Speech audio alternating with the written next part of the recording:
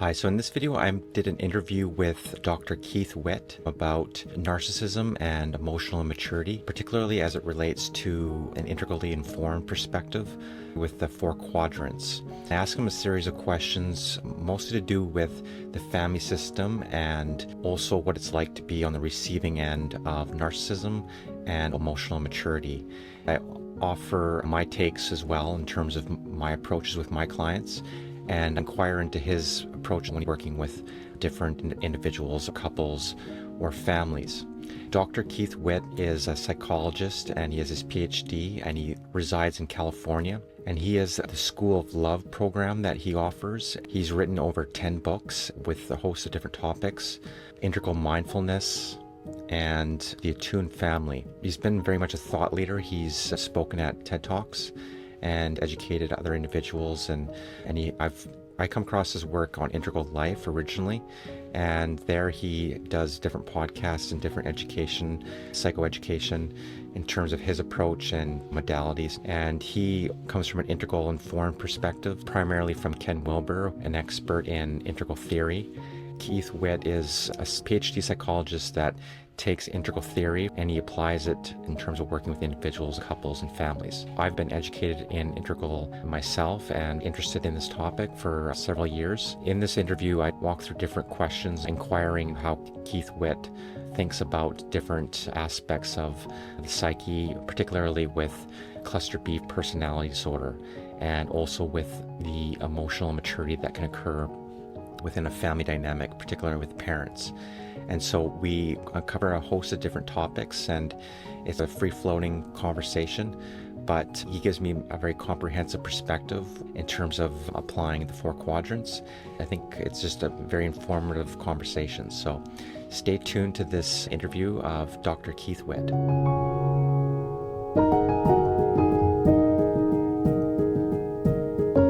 With my course, I'm framing it in 4 quadrants. I just go through each quadrant and explain what it's like for the individual, maybe the body of the exterior, and also with the family dynamic in terms of how it shows up in the interior of the family. People talk about emotional maturity, and as with integral theory, there's like a developmental line of emotion intelligence. And so I think some people could be stunted there in terms of emotional maturity. But then obviously there's a cluster B personality in terms of narcissism. There's people who have been diagnosed with it, and then there's also people that can be on the spectrum. And so I just wanted you, because I took one of your talks recently, and you mentioned cluster B, and you talked about how with narcissism, it's got a lot to do with superiority, so always wanting to be better and having always position themselves as better. I guess that's what I just wanted to inquire into, is just how do you help your clients and how you think about this, particularly in the family dynamics, how it shows up and how you help the individual with this situation. First of all, it's useful to recognize that people are either normal crazy or extra crazy. A normal person who's emotionally immature can grow if they're confronted and getting the right input and help. Some emotionally immature people get in a relationship, and it's a relative term, of course. There's normal crazy and there's extra crazy. Extra crazy is easy to see: bipolar, hypomania, schizophrenia, autism. But then there's personality disorders, which are 15 to 19% of the general population, 30 to 80% of most clinical populations. And personality disorders are people that have one trait that they just compulsively do that has negative consequences, and they just don't have the capacity to self-observe themselves doing that. And it's so extraordinary that people just compulsively do the same thing and can't observe the same negative consequences. It took 70 years for psychology to figure it out, which I find pretty hilarious. Now, the cluster Bs used to be called, interestingly, the immature, because they never really developed the adult complement of diverse traits and self-observation that allows us to navigate. And especially in therapy, we run into borderline and narcissistic personality disorder. Now, general population, it's only 1.5% of general population is narcissistic, 1.5% borderline.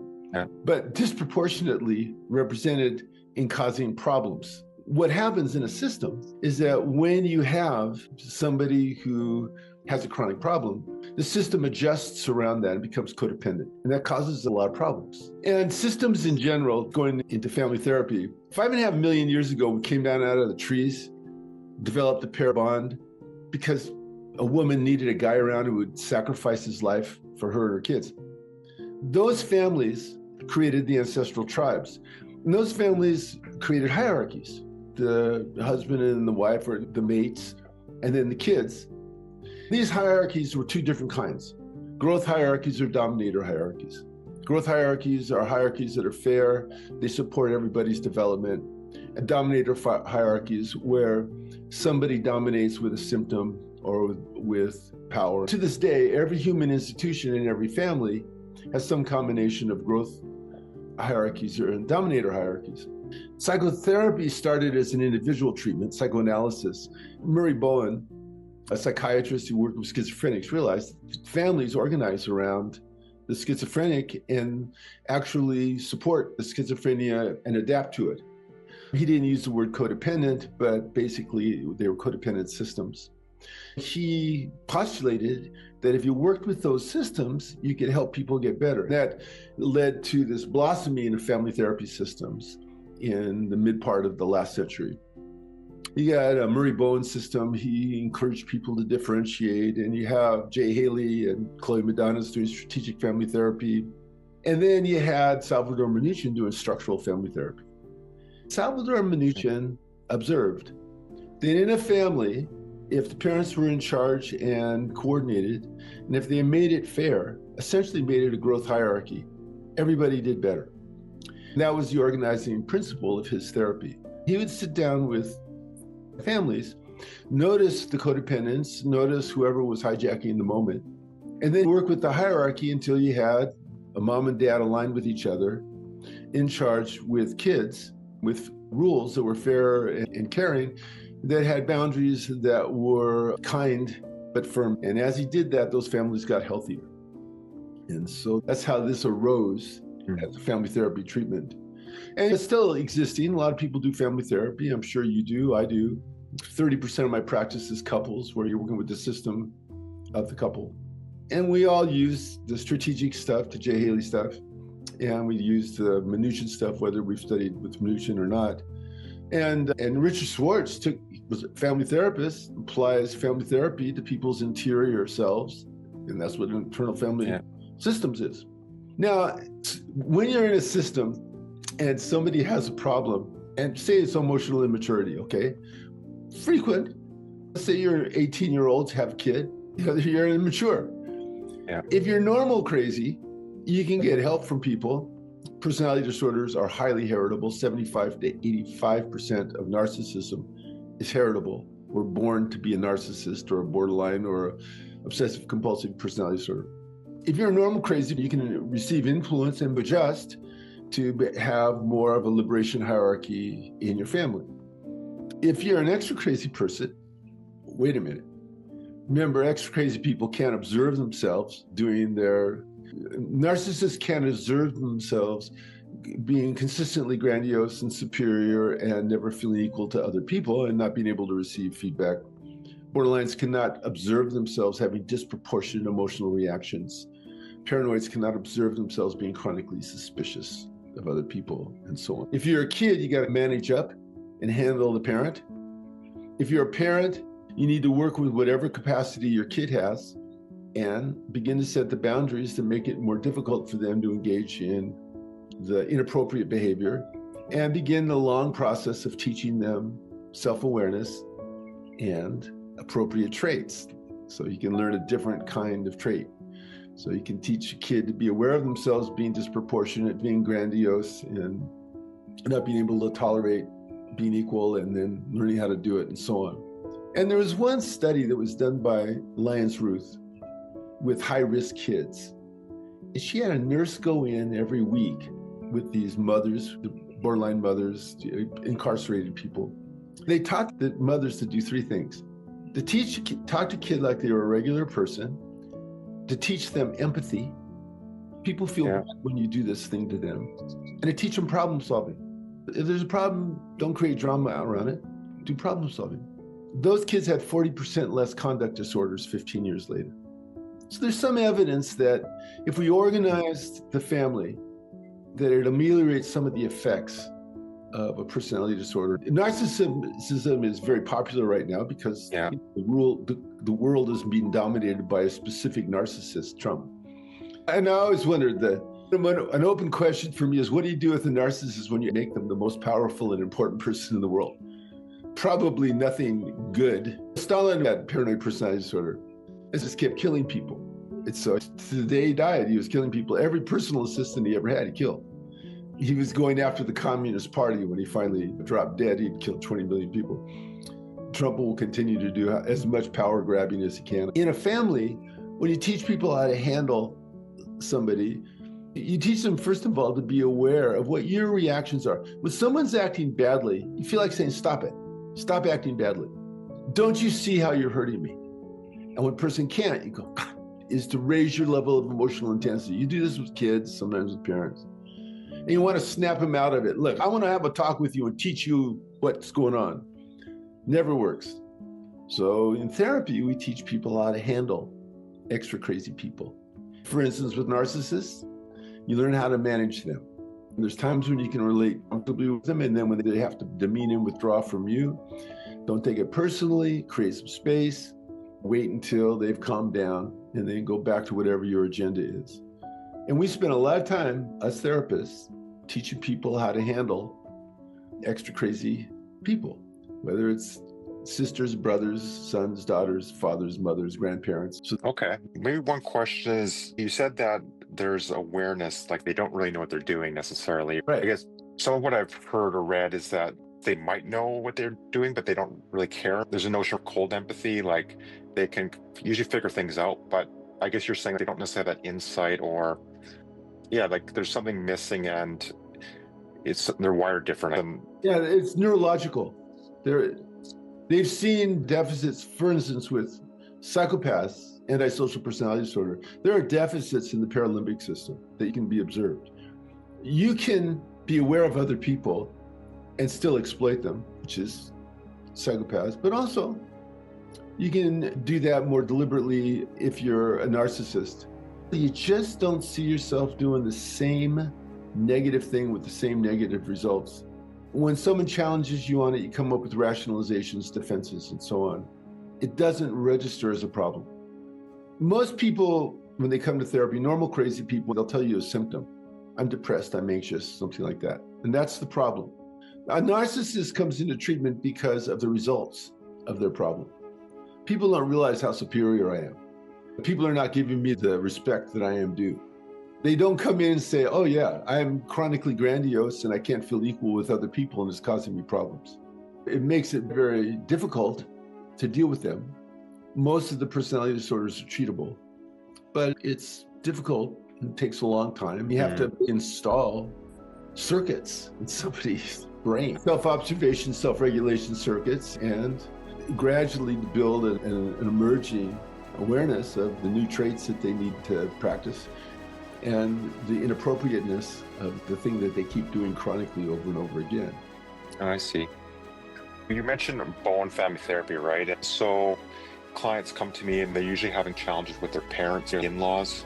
They're forming their own family. With Bowen family therapy, there's a notion of differentiation, staying connected but separate and in your authentic self. Sometimes it's the man and maybe it's the mother-in-law that's influencing that person, and then they might be more of a people pleaser, or they're chronically not happy because the wife's not happy or the mom's not happy. There can be these boundaries crossing that occurs on special events. Some people say limiting contact, or some people go no contact. Sometimes it is space away and limiting contact because, like you said, it's disruptive to that person and they can get dysregulated and it shows up in their family and they don't want to repeat that pattern with their children. I'm curious about that. How do you usually coach someone around that? Because usually it's all about boundary setting, staying regulated yourself. First of all, everybody's different.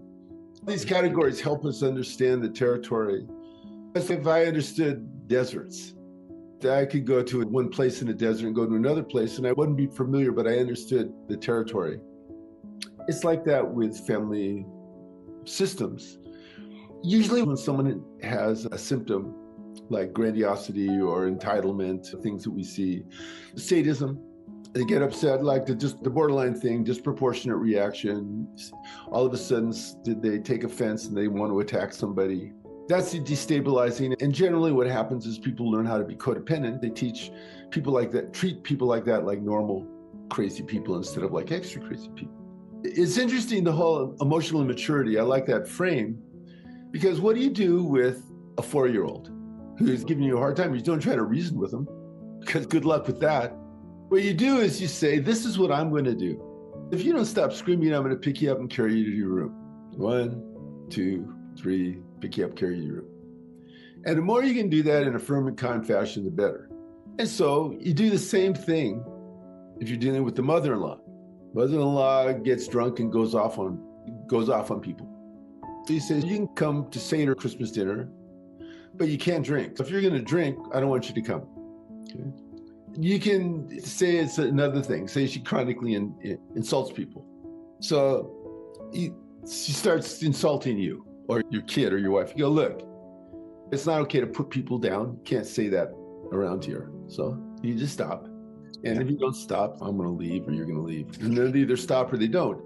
I've noticed people will adjust their behavior sometimes if the relationship is important enough to them. For instance, mothers and adult, you have a family and you have your mother, father, and uncle. Generally, you're more important to them than they are to you. And so that's the boundary. And you need to stop this. And if you can't stop it, I'm going to do something. And then you do something.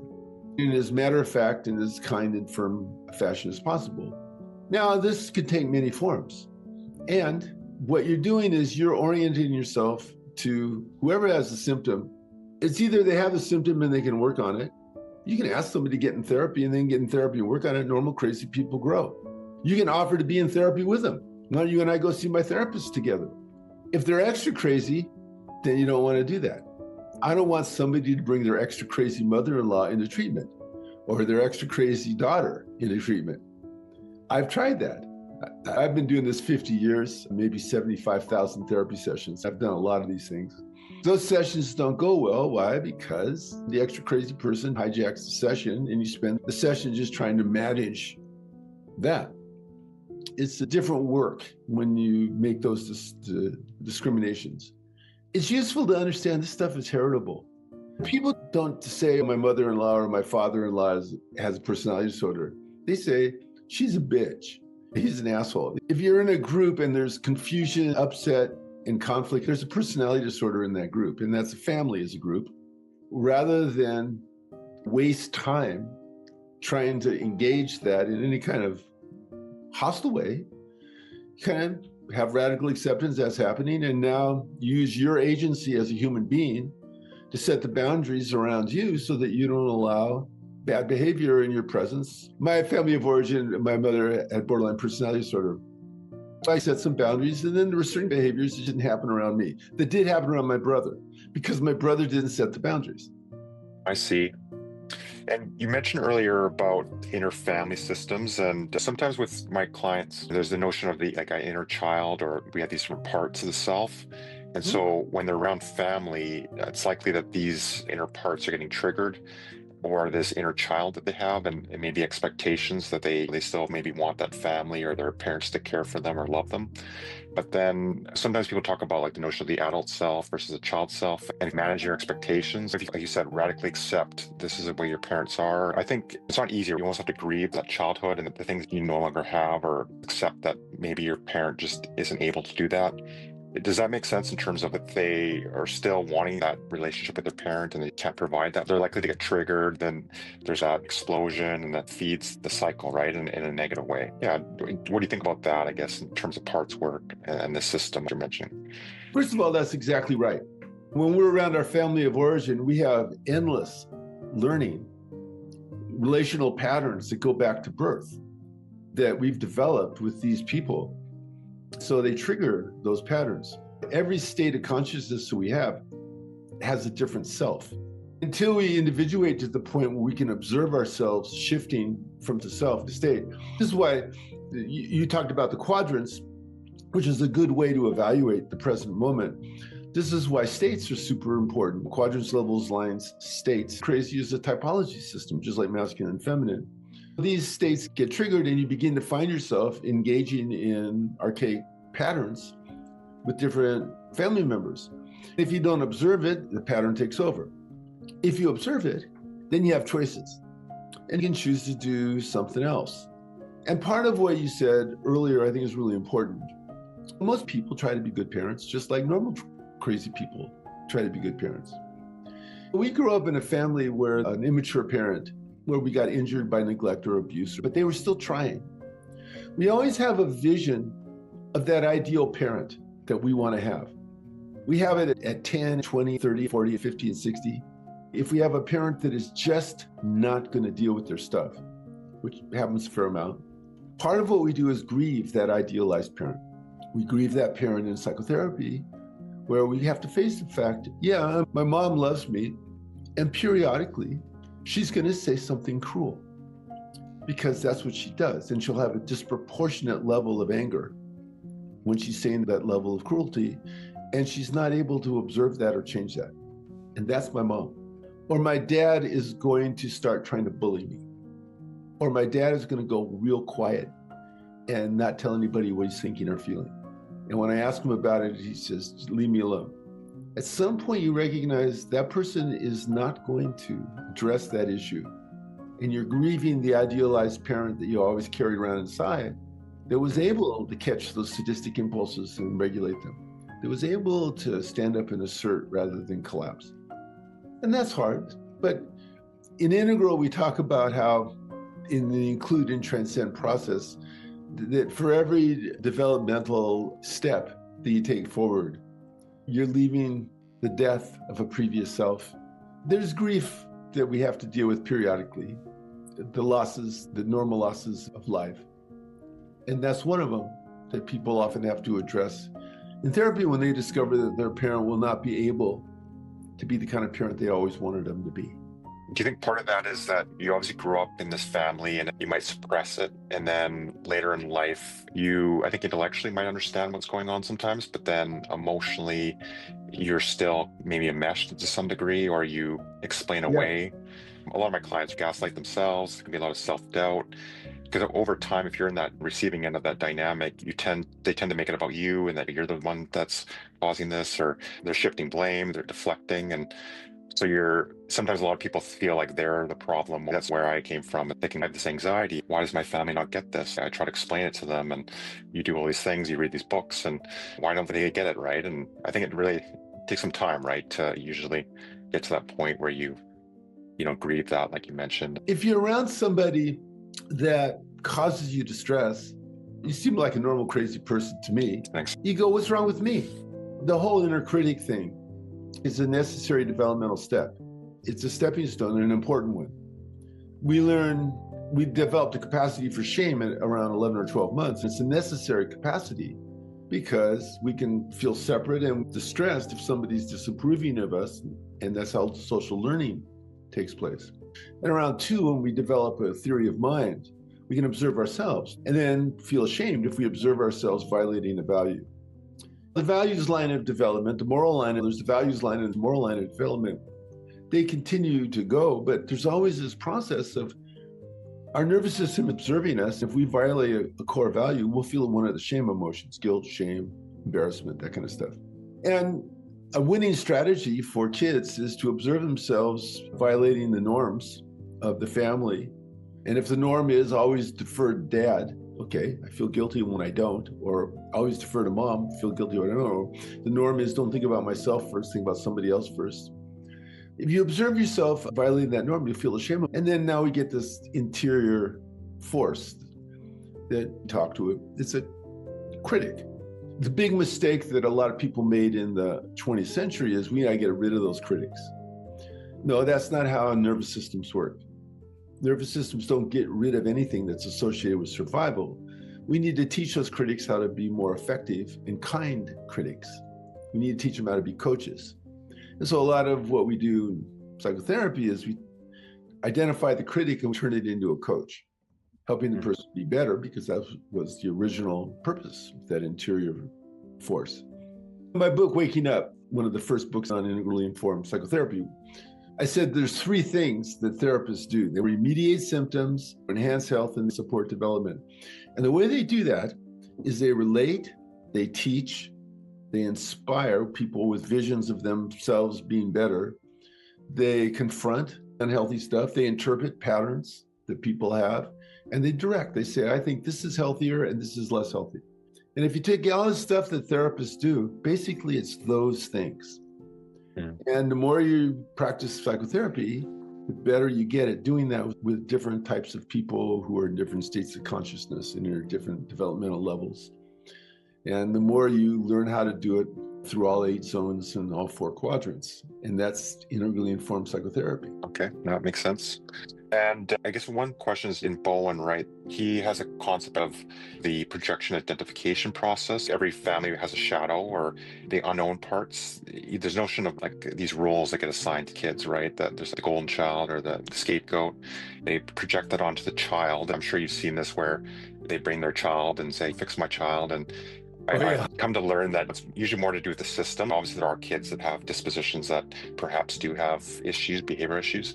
But so I'm just curious what you think about that in terms of them projecting onto the child and then growing up with that later in life. How do you heal from that? And you mentioned obviously grief, that's part of it. They're thinking more of the system anxiety versus coming from yourself or your differentiation. One thing that Bowen didn't know, and a lot of people didn't know, is how heavily heritable personality is. 70 to 80% heritable. So it's not just kids are assigned a role as savior or identified patient. They co-create it with their parents. Projection happens all the time. We're constantly projecting. And not just on people. We're projecting on communities. We're projecting on nature.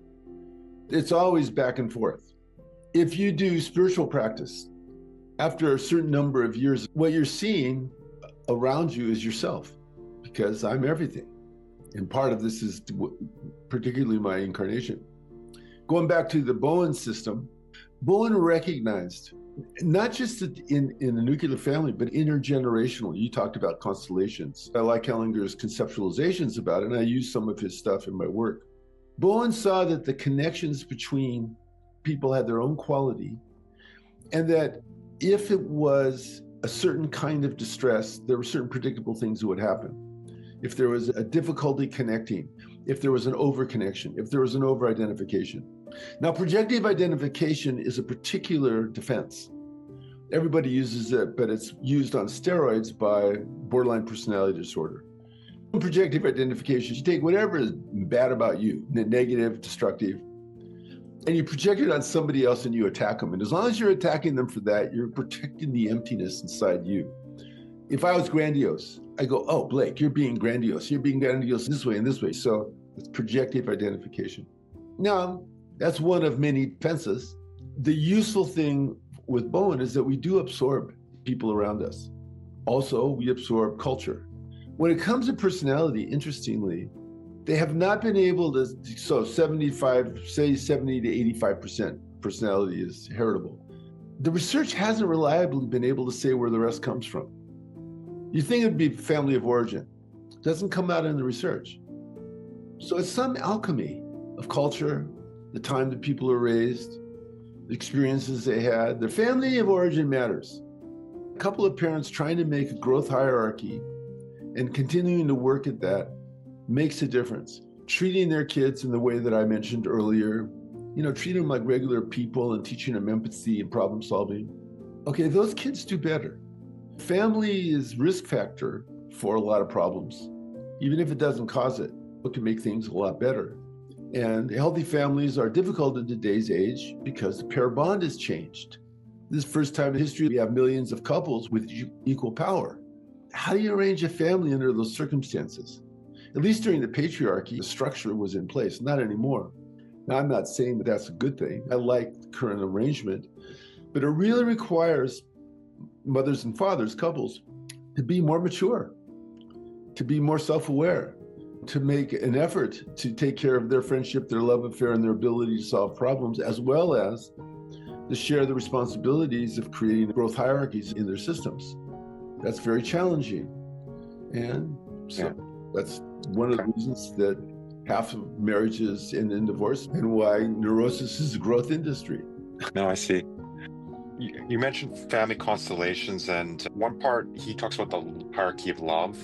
There's a notion that there's a hierarchy, like you mentioned, in a family, but sometimes these parents will parentify their child or make them like a therapist. One thing I like about that approach is he talks about healing statements. You might have a parent sitting in the chair or pretend that the parent is in the chair, and you say these statements, honoring them as your mother or your father, but then also not burdening yourself anymore with what that kind of projection or neurosis they had. He also talks about hidden loyalties, and maybe the one question is you may be a product of this kind of family of origin, and I guess you don't want to, like, people go down these rabbit holes, right? And they read a lot about narcissism, or it's one of those things that you don't want to be a victim necessarily of it, because I'm sure even like a spiritual perspective, perhaps you chose this family in some sense, or for whatever reason you came on this planet with this family.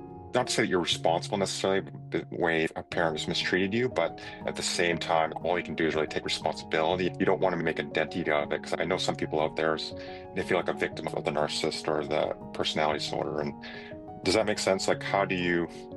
Makes great sense. Yeah. Mark Wallen's book, Didn't Start With You, one of the more recent books on Hellinger work. He's big with that. He's big with finding the statement that liberates you from the role that you were assigned or that you co-created with your parents. And yeah, parents parentify children all the time, and it feels horrible when it happens. And then they go, what's wrong with me? Because I feel horrible. So understanding that is there's steps that you go. One is understanding, why do I feel horrible? I feel horrible because I was parentified, and I feel responsible for my parent like I would, like if they were a kid. I don't want to do that. So you begin to feel those impulses to do that and begin to have choices about to do them or not. You begin to have statements you can make to a parent in an empty chair or a real parent that liberate you from the pathological aspects of the system. The challenge is I want to be a healthy member of whatever system I'm in. And if it's my family of origin or my marriage or with my daughter or my mother or my sister or my brother, I need to discover my impulses to be less healthy and develop a capacity to be more healthy. And that's more heartfelt, more in integrity, more authentic, better boundaries, more assertive. Then it depends on the nature of what's possible in a relationship, how much intimacy you can create. One of the things you grieve is that ideal parent had a level of intimacy that, at least idealized, that you want with them. That they know you in a way that you really wanted to be known by them. And so sometimes that's possible and sometimes it's not. And if it's not, then we grieve that. And recognize that's clean grief. That's fine. Is it complicated and complex? Yes, it is. Is it worthwhile? Yes. It's helpful for us to feel ourselves as part of multi-generational systems. It's helpful for us to have a sense of whether we're navigating in a more healthy or less healthy way, and to have a principle of navigating in a more healthy way. It leads to better relationships, more physical health, more joy in life, all kinds of things that we want. Yeah, I see. I follow this guy, Jerry Wise, and he talks about staying calm as much as possible. It's not always easy, right? When you're around family of origin, they know how to get at you, and you find yourself reverting back to this child self, and you, like you said earlier, it's like an archaic programming that comes up. I think you mentioned you set boundaries, and if they don't respect it, you move away or you communicate. It's difficult because usually they're not going to be accountable. Yeah. If I'm staying calm, there is a wise self that I'm staying anchored in, that's observing me and the people and making decisions. That compassionate self-observer, that's central to all change work. If you're there, you can observe what's going on and make a decision that serves the highest good. And you'll feel yourself having impulses to fall into the old patterns. And you don't have to say yes to those impulses. You can instead do a new behavior or a new response that is healthier and more mature, more caring, more assertive and kind. When we make those choices, we feel better. We feel good about ourselves. And also, the systems themselves get healthier. Somebody in a system not participating in the pathology makes it a healthier system. Sometimes it disrupts it. Strategic family therapy, Jay Haley, Chloe Medanos, would give these weird assignments to families. And the reason they did it is they wanted to disrupt the institution, the system. They'd tell the couple, look, you got to have a fight every evening at 7:00. By doing that, they disrupted the pattern that couple had about having a fight every evening. Once it's disrupted, the assumption, which happens sometimes and not other times, is that our more caring impulses and our impulses to be intimate and more mature have more room to come out. And that's true for all the different brief family therapy, extended family systems, personality work, depth psychology. All of them basically are, in certain circumstances, the input that helps somebody grow. And in some other circumstances, not so much. Carl Jung said that I develop a new psychology with every single one of my patients. And I think to a certain extent that's true. The person comes before the system and understanding. The territory comes before the map. I see. I guess just with Carl Jung, right, as the notion of the archetypes, I haven't delved too much into it, but you could see that you have a father, like an inner father and an inner mother, and there's an unhealthy version and there's a healthy version. Do you, like, then there's this notion of inner bonding therapy or reparenting yourself. Do you think that's, because you grow up with parents that weren't good enough parent in some sense, maybe emotionally just not there, or a certain amount of neglect? Because I think that, yeah, a lot of my clients, they find themselves in a family and they didn't really have those parents, and then they might be parents themselves, and then they don't want to pass it on to their kids. And yeah, I'm just curious about that. Do you think that because you could think about role models like healthy men maybe, or healthy women, or the feminine? My orientation towards masculine and feminine is heavily influenced by David Deida, who has the best teaching in this. And we never lose any of the people that we were. In our right hemispheres are our autobiographical narratives of our lives. Me as child, me as infant, me as teenager, me as athlete, me as therapist, me as husband, me as lover, all those things.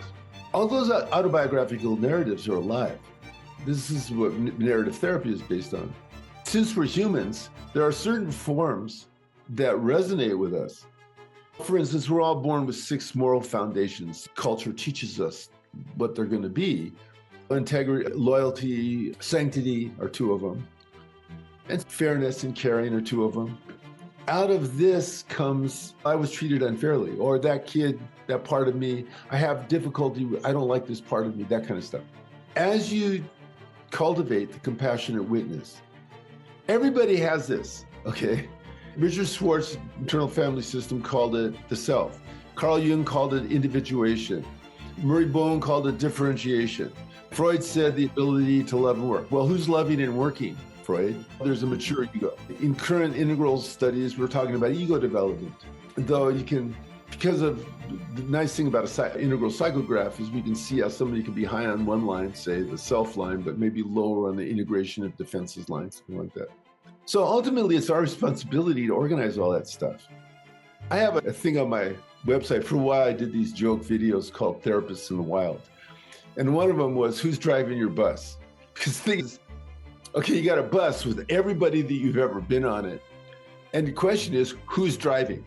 If it's my macho, screw everybody, or if it's my, oh no, I'm really scared part, or if it's my infant, I can't do anything, or if it's, I can't be wrong, or if it's my wise self, we want that compassionate witness to be driving the bus.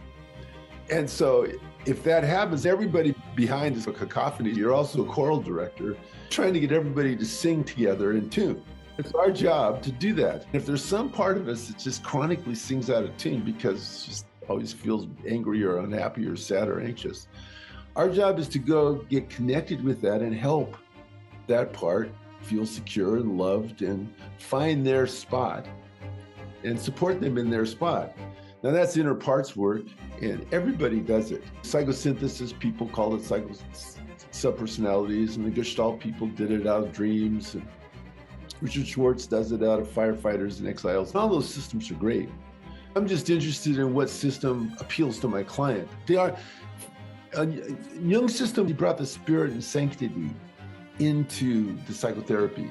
We do have forces in us. Say, men hunger to be acolyte, warrior, man of wisdom. Guys that don't feel themselves making that progression suffer. women to experience themselves as an open channel of emotion and a radiator of light and love. They hunger for that. Okay? These come from the drives. And so learning how to do that in a way that works for you is really important. And also shadow. The young saw shadow mostly as negative, as did a lot of other people. In my book, Shadow Light, I say, wait a minute. If you look at shadow as the entire adaptive unconscious, we have healthy and unhealthy impulses coming up from there all the time. As we develop the compassionate witness, we can notice the healthy stuff and say yes, notice the unhealthy stuff and go, wait a minute, let's do something better. And that relationship with shadow, with self and shadow, determines how we integrate. And to me, that fits with the neurobiology of cognition and development better than any other formulations of shadow. And that's what Shadow Light and the Shadow Light workbook are all about. By the way, all my stuff is available for free on my website, drkeithwitt.com. If you want to know about any of this stuff, go to my website. There's thousands of pages and 10 books and hundreds of videos and blogs. Yeah. I'll check that book out. I know that Ken Wilber says about the golden shadow. So I imagine you talk about that, do you? Or is that what you mean? Exactly. Ken and I had an argument about this. He didn't like me redefining shadow according to modern neurobiological research. So he and I went back and forth about it. One of my favorite arguments of all time. Eventually we came to the same conclusion. Ken draws from the 20th century understanding of destructive shadow and golden shadow being good stuff. My understanding of the way the human nervous systems work is different. We take in millions of inputs. Our adaptive unconscious decides on plus or minus 3 to focus on and gives us a story and an impulse and emotion to motivate us to move forward. It's happening with you and me right now.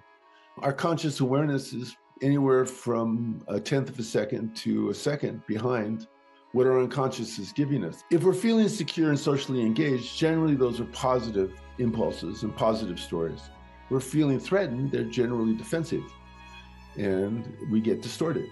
Part of development is being aware of that and making decisions about it. And if you're aware of the constructive and destructive material, you can lean towards the constructive and catch the destructive and do something different. That pause before action is called response flexibility. It's one of the hallmarks of development. In interpersonal neurobiology, that's basically one of the hallmarks of a healthy person. No, I think of IFS, right? The way they frame it is like you merge, or what do they call it? These parts are blended. And I found with some of my clients, they really have a lot of complex trauma. There's all these different parts, and there's not necessarily a strong sense of self. And I'm sure you know with In Over Her Head by Robert Keegan, like he talks about making subject object. And I think that's relatable to this concept too, would you say? Exactly. And there's a book on my website, Trauma into Transcendence, where I talk about the 4 stages of trauma work. It progresses through stages. The beauty of the IFS system is that he looks, if you've been working with Schwartz, who's a great therapist, great guy, he sees the self, because you can always feel it, and he's coming from that place, the wise self, which through mirror neurons activates it in other people. Like you and I right now are, through various resonance circuits, recapitulating each other's states of consciousness, including our intentionality. As I talk, some part of you is sub-vocalizing what I'm saying, and I do the same thing when you're talking. The level of resonance is amazing. And so Richard Schwartz will be coming from that place with someone, and then he'll say you have exiles that you want to get rid of, and you have managers that are trying to control the distress, and you have firefighters that want to redirect you when you're feeling a dangerous surge of emotion, and let's work with them. And so he does essentially family therapy with them, and it's quite effective. Some people respond well to that, some people don't. Some people respond more to an archetypal sense. Some people respond more to the whole concept of the hero's journey, of being called, and there's a threshold guardian, and you have to go on the road of adventures and reconcile with the father and the mother and the darkness in the belly of the whale. That really hits it for some people, and it's okay, that's where we go. Where are you on your hero's journey, and how can I help? Because on the hero's journey, you always get magical aid. And if you're a therapist, that's you. You're one of the sources of magical aid on your client's hero's journey, which is pretty cool. Yeah, exactly. I think it sounds like you're obviously very client focused, like you're saying with Young, like what to say, a new psychology with each client. I'm curious when you meet someone new, like with a consult, usually I think what they want to know is just, can this person help me? But sometimes I find it a bit tricky sometimes to answer, like, because obviously you can't explain like integral theory to them and all this detail, but sometimes I'm just really listening. I think the relationship is really, like, what, 60-70% they say of the benefits of therapy. In one study, the relationship was 30% of the variance of positive change. Client variables, what they're bringing to the table, was 40%. Placebo is 15%. Come to see me and give me a lot of money, you expect to get better. And 15% with method of treatment. And in general, method of treatment matters, but not as much as the relationship client variables. Yeah, I think some therapists, you know what to say, it's because of my own experience in my past and also just my own reading, I think I understand with integral theory, using these different lenses and approaches. But I think for a lot of therapists, they don't necessarily have the insights in terms of the family and personalities and how that can impact. I think in our society, it's very much like value family, communicate with your family, it's the only family you got thing. And they might treat the anxiety or the depression, but perhaps not see an insight to what's really the parent maybe having this influence. And anyway, I don't know what my question was. I think some therapists don't necessarily have that awareness of the influence that a personality or being on the receiving end of that can be. Yeah. I think every year that goes by, I learn new things about people that I didn't know before. And I've been doing this 50 years. And I've written 10 books. Actually written more than that, but I have 10 published on my website. I'm sure there's stuff, particularly neurobiological stuff. I was blown away when I found out the genetic research on personality disorders. I just didn't know that until the last few years. And if I would have known it 20 or 30 years ago, it would have changed how I did certain things. So all you do is the best that you can under the circumstances. And as a therapist, you want to find your own natural healing style. Like when I teach people, I don't want to teach people how to be a key therapist. I want them to find out what feels most magic to them in terms of how they encounter and help. And let's enhance that. You can use stuff that I know and that I teach to help you be more your natural healing style. Because ultimately, our instrument is ourselves, our psychology. Yeah. And we want to be authentic. And our natural healing style is our most authentic form of helping. And maybe just one last thing, in terms of somatic practice, I think you can go to talk therapy and it's good to analyze and to intellectually understand things, but I think the body keeps the score and the trauma can get embedded in different parts of the body and get localized. Do you encourage with your patients or clients somatic practices? And I guess what do you think about that in terms of, because I recommend that, but I don't necessarily specialize myself in that. There's EMDR, there's these, I don't know if you heard primal trust is another one I've heard about. And anyway, I'm just curious what your thoughts are about that. I've studied a bunch of them in practice. I studied Taoist healing, which is an intense body work, when I was 30, which is 45 years ago, which blows my mind. Anyway, I'll teach people how to stand, how to breathe. I give people meditations to practice. Everything is connected. I encourage people to find body workers that they like, practices that they like. I'm a martial artist. Practicing martial arts benefited me enormously in my development and still does. I also was a dancer. Dance benefited me when I studied dance and other activities. I was a surfer, a tennis player. I've done a lot of things. And my clients have things that they do, something that keeps them embodied, something that gives them a sense of power in their body, a sense of agency in their body. And that's really important. And so that's always a subtext of the work. My clients tease me. I'll go, how do you feel in your body when I say that? And after, 20 sessions, 50 sessions, so they'll look at me and go, you're going to want to know how I feel in my body as I say that. I go, yeah, that's exactly right. I want to know how you're feeling in your body. That connection, that awareness turned into action, turned into posture, turned into how you navigate in the world, turned into what you eat, turned into the substances that you use. All that stuff is the somatic stuff. To me, the term somatic psychotherapy is a redundancy. All psychotherapy is somatic. How could it not be? It's just a matter of how much you emphasize it and how you emphasize it. I teach Hachi Dan King or sometimes a Qigong exercise, or sometimes. Just depends. Yeah, and I'm sure with your clients too, right? Notice the body language. If you're dealing with a couple, you see the wife or the husband turning away to touch their throat, or they cover their stomach. And so you pick up on those things, right? And you point those out. Point out the obvious. Make the implicit explicit. Point out the obvious. With couples, a cool technique with couples always, if there's tension, say, hey, look in each other's eyes. It's much, much harder for them to enact negative patterns with eye contact, because look what's happening with eye contact. In this immediacy, it's hard for me to be a dick, if you get my point. And so they'll always avoid eye contact when they start enacting the relational defensive patterns. And so one great way of interrupting is to have them look in each other's eyes, and they'll resist it. And you go, no, look, now how does that feel? And now we're getting them engaged with each other, and now both of their bodies are involved, and there's an empathic circuit going on, and there's self-awareness. That's a good one. I use that quite frequently with couples.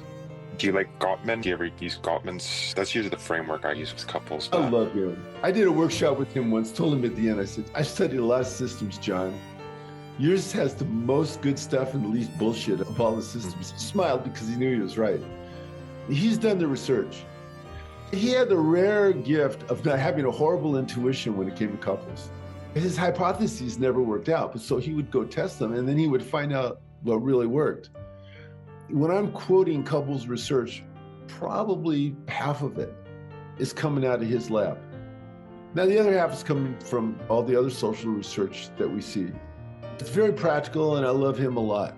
And he's less ideological. Susan Johnson, you can tear my voice. Like, her thing, emotionally focused therapy, is a good way of working with couples, particularly if one's been traumatized. But it's rigid. She says, you got to do it this way, you got to do it this way. For instance, you got to be slow and soft. Sorry, Susan Johnson, I am never going to be slow and soft, consistent. She's caught up in her own thing. John Gottman is more open to, all right, so what helps people change? He said once in a lecture that made me love him, he said, I think a lot about my failures, my clinical failures. I think a lot about them. And I want to find out more. I want to get better in those areas. And I thought, God, John, you're my kind of guy. No, I appreciate your time. I'm not sure if there's any other questions, but I don't know if there's anything to wrap up. But yeah, I think, just this course I'm doing is just walking through the different quadrants and focusing on emotional maturity and narcissism. Do you see those as distinct or the same? Or I guess, because it seems like from an emotional lens, right, you could see as a developmental, okay, my mom is just emotionally mature. I can maybe only get certain things across. But with perhaps a narcissistic person, they're probably going to have these defense mechanisms. It seems more dire, right? I guess anyway. Yeah, they're distinct. You are emotionally mature if you're a narcissist, but emotionally immaturity doesn't necessarily mean that you're a narcissist. And people probably get as much trouble from the other personality disorders, borderline especially, but also histrionic. It's nice to know that there's other people that have had to go through what you go through. Okay? It's nice to know there's other people that had borderline mothers that had to struggle with self-identity and weird psychosexual intricate messages. It's nice to know that as a human, I'm going to continue to discover parts of myself, blind spots, that are opportunities to grow, and that will never stop. It's a beautiful thing to be non-pejorative about our strengths and weaknesses, to see it all as a developmental challenge that we either take or we don't take. Taking it is a good thing. It's virtuous. It makes us stronger and wiser. Trauma into transcendence, a point that I'm fond of making, and I make many times, is the way to get through trauma is to feel stronger and wiser on the other side. Now, we don't want to I never choose trauma to get stronger and wiser. But to get stronger and wiser on the other side of trauma is what makes it acceptable. Ultimately, we want radical acceptance. Compassionate witness radically accepts everything as it is, which, by the way, is one of the old folk recipes for happiness. Want to be happy? Expect everything to be exactly as it is right now. If you're resisting something, there's a level of suffering. I've had some clients have some pain where they've been through a motor vehicle accident, and there is that pain, but then there's also the resistance to that pain. It's hard, right? We make things worse the way we're resisting it. It's what the Dalai Lama called it the suffering of suffering. He said there's the suffering of change, and we can't do anything about that. There's the suffering of being awake in a world where we're the only ones awake. Can't get around that. There's a suffering of suffering. That's unnecessary. We don't have to have that. And so we can choose to have less of that. Appreciate your time. If there's anything else, I'll have to check out your books and look more into it. That would be great. If there's anything interesting in it, let me know. It's great that you're doing this class, this teaching. And I encourage you to continue. Yeah, thank you. You have those clients, you do it for 5 years, and you can find yourself kind of repeating certain strategies or tools. And why not put this in a course, right? Teach it. Yeah. And then when you teach it, I've learned a lot just in the fact of teaching it. That's one of the reasons I do these things. I always learn a lot when I have conversations like this. But this is one institution. I have no faith in institutions. They all become corrupt. But I have faith in this institution, the institution of the dialectic. To inform people engaged in the dialectic with the goal of enhancing or understanding the human experience, that's a metapsychology. That's what we've been doing. And I think that is the metapsychology that organizes other psychologies. I think it's a turquoise psychology from an integral standpoint. And I believe in, that's an institution I have 100% belief in. I believe in the dialectic in the second tier. That makes sense. All right. Thank you. And have a good day. And You too. yeah. All right. Great seeing you, Blake. Thanks.